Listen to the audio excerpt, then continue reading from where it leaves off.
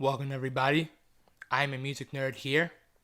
Before I get started with this video, I want to do a little programming note. From now on, I'm going to only upload videos on Mondays and Thursdays at 6 p.m. Mondays is going to be videos like this, where I do like album reviews for new releases or old albums from artists that I have never checked out before. And then on Thursdays, is going to be, the left turn videos, the retro video breakdowns, beginner's guide, videos of that nature. So yes, Mondays and Thursdays are the new upload dates at 6 p.m. every week. Now that I have gotten that little PSA out of the way, let's get into this Taylor Swift album.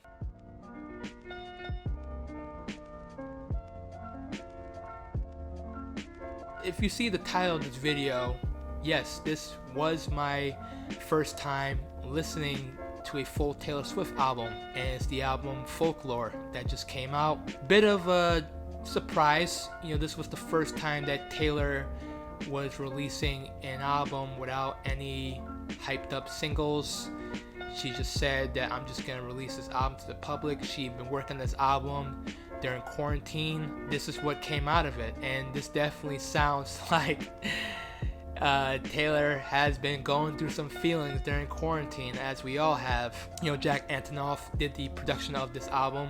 I also saw that Aaron Dessner of The National also handled co-production of this album. So, you know what? Let me check it out. I'm not the biggest Taylor Swift fan. I'm not really into country and pop music, especially during her prime. I heard some of her songs in passing, Blank Space, Shake It Off, I Knew You Were Trouble. Not really songs that bang in the IAmAMusicNerd household, for sure.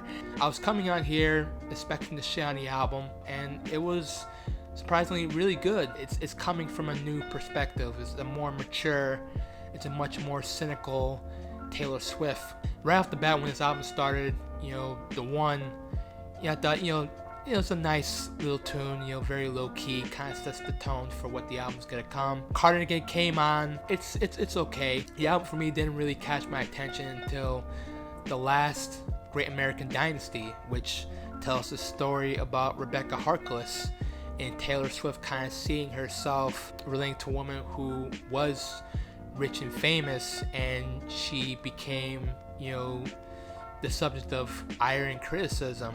And Taylor kind of looks at that and, compares herself to Rebecca Harkless, kind of seeing herself as an easy target for criticism.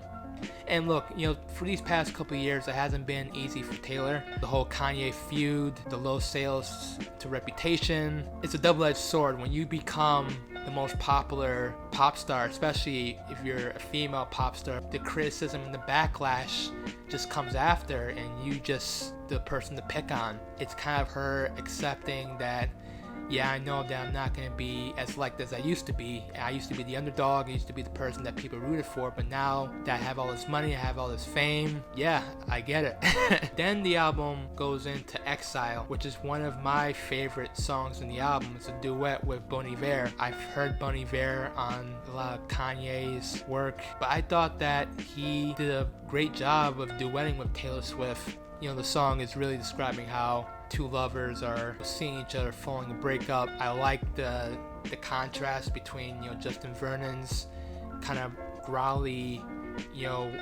older, wise perspective, and Taylor's more smoother, more mature voice. I think they both play off each other very well. Now, I'm not going to get into every song on the album. I'm just going to talk about tracks that stood out to me. The song Maribel to me was interesting, and I thought that this song definitely had a shoegaze influence. So I also thought that was a nice song to listen to. She's talking about how she's a disco ball, she's reflecting all the personalities around her. She's a tool for entertainment because she's a performer. She shatters like glass when her heart is broken. I'm telling you, this girl is going through it during the quarantine. The song Mad Woman is an interesting track. She continues that concept of woman judged by the public, and that criticism has kind of built her up into being a mad woman.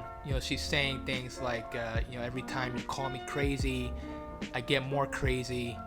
And when you say I seem angry, I get more angry. And she's saying that no one likes a mad woman, but you made her like that. So it's taking the ideology of hell hath no fear like a woman scorned and kind of playing with that narrative. She's throwing some subliminal disses to some people.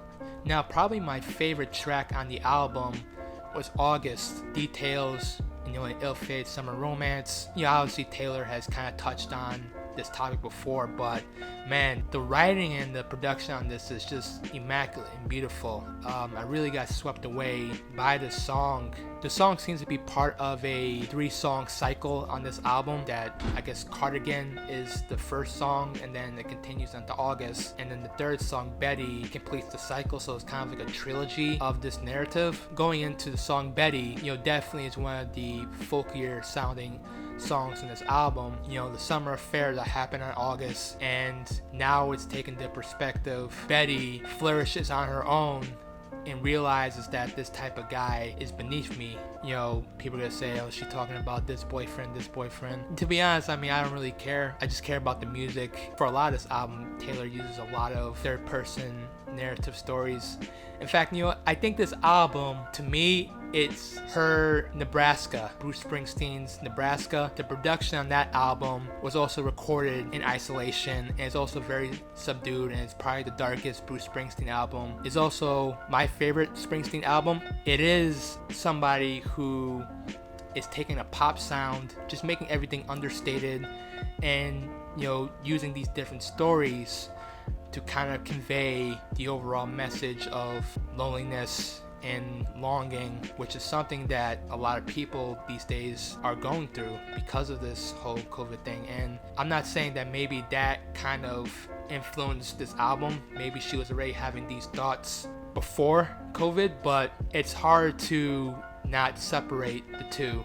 Now, the last song, Hoax, talks about Taylor struggling in a relationship, being in a toxic relationship, wanes on you. Look at the chorus, she's like, your faithless love is the only hoax I believe in. Don't want no other shade of blue but you. No other sadness in the world would do. I also read that Hoax and The One were the final songs written after the rest of the album were completed, and Taylor and Aaron Dessner agreed that the two should be bookends. But yeah, in general, good album. I think there are some songs that I'll be going back to. Am I a Swiftie now? No. There are a lot of songs here that weren't annoying. You didn't have songs like Shake It Off, Blank Space, which I can't stand. For the most part, Swift plays it safe, but she's also playing to her strengths. But yeah, that's what I thought about Taylor Swift's Folklore. But let me know what you think in the comments. Do you agree? Do you disagree? Did you love this album? Did you hate this album? Hit the like button and also hit the subscribe button down below. Until next time, I love each and every one of you. Peace.